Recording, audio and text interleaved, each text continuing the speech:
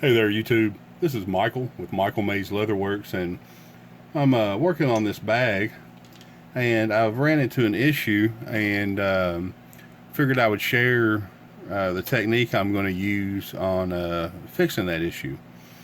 Now, what I'm doing is with this bag, I'm not sure if you've seen a bag like this before or not, but this is a referred to as a stirrup bag. Tandy Leather, they do sell a pattern for it.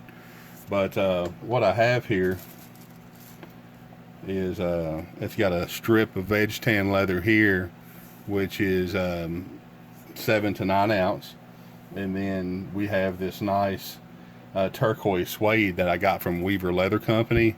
It's awesome suede. It's honestly some of the best I've ever used. And this video isn't being sponsored by anyone. It's just my honest opinion. It's a great suede. It's got great, vibrant colors. It's really fun to work with. So, but in making this bag, when it's done, I want to I have these nice solid brass grommets, as you can see here, and these are going to be inserted into each hole, and then it'll have a washer put on the back of it. The washers, I'll put it right there, as you can see.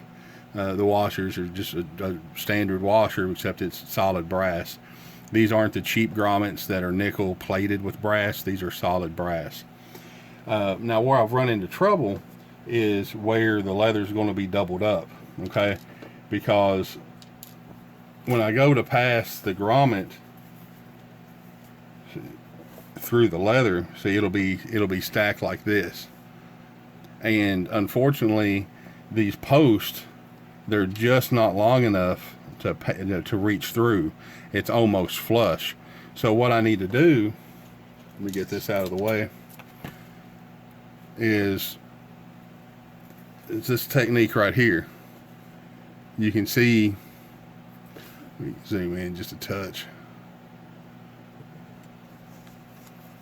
You can see what I've done is I've been able to recess the area. Now, not only can you use this for grommets, but this will work for snaps. It'll work for rivets. If your post isn't quite long enough and you don't have an option of putting it between layers, this is how you're going to fix the issue, okay? And I'm going to show you how I did that. Now, I previously did a video on this French skiving tool. And to be honest, there's not a lot of videos on YouTube about this tool. So I'm going to show you the technique I use.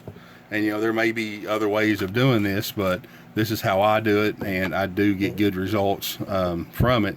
So I'm just going to share with you guys how I do it, and then y'all can change it to fit your needs if you need to. Make sure I've got you on camera here. Okay. Now, I'm not sure if this will be the best angle, but I'll get do the best I can here. Now, the way I like to do it is I'm right-handed, and before you use your tools, I have a little card here that has some jeweler's rouge on it, and I like to polish it. Now, with these, they have a little bit of a curve to them, so you start out flat, you pull it back, and pull it up. That gets a nice polish. Now, this tool is very sharp to begin with, but I do like to do this every time before I use the tool. Nice. Alright. Now, to do this technique, it is fairly simple, and this is one of the things this tool is made for. So, you see these holes here, they're just the standard holes made with a 5/16 punch. So I lay these down in front of me,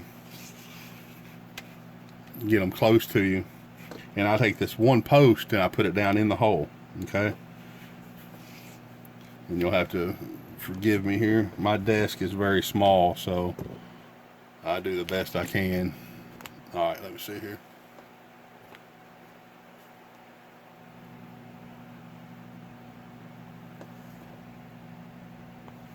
All right. So I'll set it down in the hole, and I'll put the post against the side. Now I angle it down, and then I just start to turn it. And don't just try to turn the tool. Turn the tool and the leather kind of at the same time.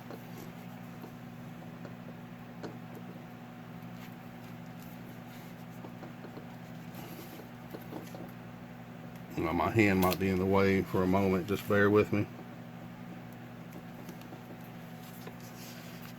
You see, I turn the leather as I turn the tool. And as you see, it gives us a nice little recessed area that allows our hardware to set further down into the hole.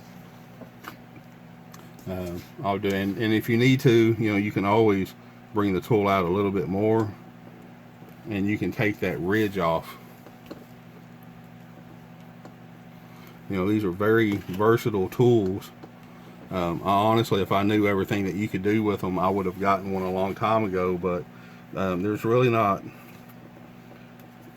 any good videos that I found. And, you know, in this area, you know, that's not going to be seen by anybody anyway. So, you know, you get that as thin as you need to where you can sit your hardware down in there, and then you're going to be able to get that hardware into those thicker areas without having problems or having to go out and try to get new hardware, as you can see there. But guys, that's all there is to this little tip I wanted to give you all today. As always, if this video helps you all in any way, I would greatly appreciate you all hitting the like button and subscribing to the channel if you haven't already.